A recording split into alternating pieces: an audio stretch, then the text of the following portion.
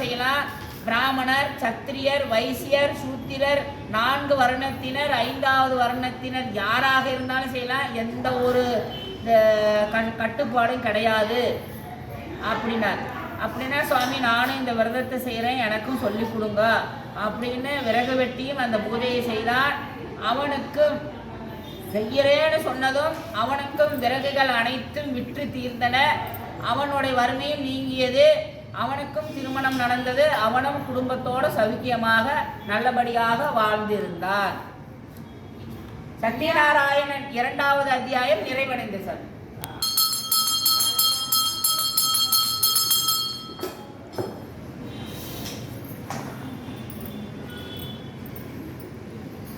சத்யநாராயண மகிமை 3வது அத்தியாயம். முன்னொரு காலத்தில் ஒரு அரசன் சத்திய நெறி தவறாமல் தனது நாட்டை தர்மம் தவறாது நடத்தி வந்தான். அவனுடைய நாட்டை மிலேச்சர்கள், கொள்ளையர்கள் அவனை அடித்து விரட்டி அந்த நாட்டை கைப்பற்றி தர்மம் நழுவ சத்தியம் குறைய அதர்மத்தோடு அரசாண்டார்கள். மக்கள் எல்லோரும் கஷ்டப்பட்டார்கள். மன்னன் வனத்திலே இருந்து மிகவும் துன்புறுத்தி வந்தான். ரொம்ப கஷ்டத்தில் என்னுடைய நாட்டை நான் ரொம்ப அரசாண்டு வந்தேன், ஆனால் என்னுடைய நாட்டையும் நாட்டு மக்களையும் என்னால் காப்பாற்ற முடியலையே, நான் உயிரோடு இருந்து என்ன பிரயோஜனம் அப்படின்னு சொல்லி தன்னுடைய ஆயுதங்களாலேயே தன்னை தற்கொலை செய்து சாகணுங்கிற நிலைக்கு போனான். அப்போ அவன் நாராயணனுடைய பக்தர்.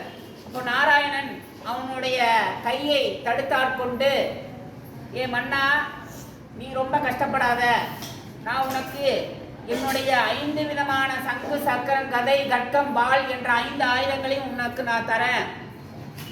இதை வைத்துக்கொண்டு மிலேச்சர்களை வென்று அவர்களை சங்கரித்து உன் நாட்டை பெற்று மீண்டும் மகிழ்ச்சியோடு வாழ்வாய். தர்மம் தவறாது சத்தியம் தவறாது வாழ்வாய். உன் பக்தியை நான் மெச்சினேன். என் பக்தனை நான் கைவிட மாட்டேன். நீ என்னுடைய பூஜையை இங்கு வனத்திலே இருக்கும் மகரிஷிகள் சொல்படி நீ செய்து வா. உன்னை நான் எப்பொழுதும் காப்பாற்றுவேன் என்று சொன்னான். எம்பெருமான் சத்யநாராயணன் சொன்ன வாக்கிற்கு இணங்க அவருடைய 5 விதமான ஆயுதங்களையும் பெற்று எதிரிகளை வென்று தன் நாட்டை மீட்டு மிகவும் தர்ம நெறி தவறாது பரிபாலித்து வந்தான். பகவான் சொல்படி மகரிஷிகளுடைய அறிவுரையின்படி ஒவ்வொரு பௌர்ணமி பிரதி தினமும் அவன் சத்யநாராயண பூஜையை செய்து எல்லோருக்கும் சத்யநாராயண பிரசாதத்தை விநியோகித்து கொண்டு வந்தான். அப்பொழுது அந்த சத்யநாராயண பூஜையில் அவன் மன்னன் பிரசாதம் கொடுத்து கொண்டிருக்கும் பொழுது அங்கே சாது என்ற வணிகன் அந்த மன்னரிடம் வியாபாரம் செய்வதற்காக வரும் பொழுது அவனும் இந்த பூஜையை பார்த்து, மன்னா, இந்த பூஜையை என்ன விசேஷம் இருக்கிறது, எதுவாக இருந்தாலும் எனக்கு சொல்லுங்க அப்படின்னு அவனும் பிரசாதத்தை பெற்று உண்டு மகிழ்ந்தான். இந்த சத்யநாராயண விரதத்தினால் என் ராஜ்யத்தை மீட்டுக்கொண்டேன். பகவான் தரிசனமும் எனக்கு கிடைத்தது. நான் மிகவும் நன்றாக இருக்கிறேன் அப்படின்னார். அப்படியா, இதனால எனக்கு புத்திர பாக்கியமும் பிறந்தது என்று மன்னன் சொல்லுகிறான். எங்களுக்கும் புத்திர பாக்கியம் இல்லை சுவாமி, நாங்களும் இந்த பிரசாதத்தை பெற்று என் மனைவியிடத்தை கொடுக்கிறேன். நாங்களும் இந்த சத்யநாராயண பூஜையை செய்கிறேன் என்று வேண்டுகிறேன்.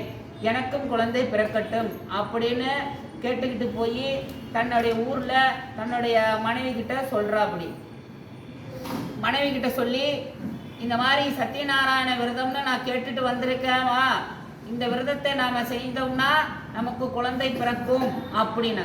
சரி, நாளைக்கு பௌர்ணமி வருது, இந்த பூஜையை கடைப்பிடிக்கலாமான்னார். இல்லை, முதல்ல குழந்தை பிறக்கட்டும், அப்புறம் விரதம் இருக்கலாம் அப்படின்னு. அப்படி சரின்னு பகவானுடைய அருளினாலே அவனுக்கு குழந்தை பாக்கியத்தை கொடுத்தான். ஒரு பெண் குழந்தை பிறந்தது.